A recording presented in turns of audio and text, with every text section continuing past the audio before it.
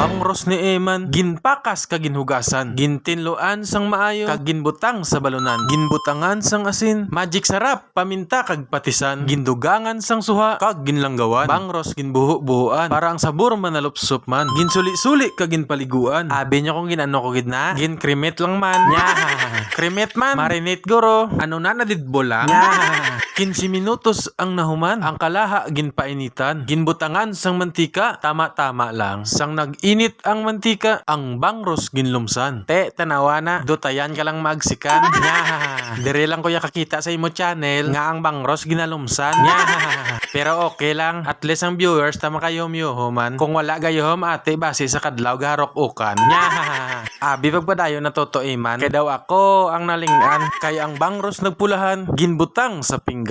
Ang mantika buhinan, kay aton gisahan. Ahos, bumbay kag kamatis, aromatics nga ginbutang. Gisa-gisahon sa makadali lang. Tapos ilunod ang gimarinitan. Amo na siya galing gimarinitan ko sang bangros. Nami ni siya mo onsos. Syempre, pabukalan mo lang mayo para hindi lang to. Tapos ang akong bumbay kag kamatis, gin-circle-circle ko lang para daw may ka-design man. Nya, ang langgaw gindugangan, ginlugay-lugay kag ginkalamayan. Lugay-lugayon kag pabukalan hasta makuha ang texture nga imo nagustuhan. Para sa akon okay na ni guys ma-plating sa takay luto na ang bangus steak ni Eman.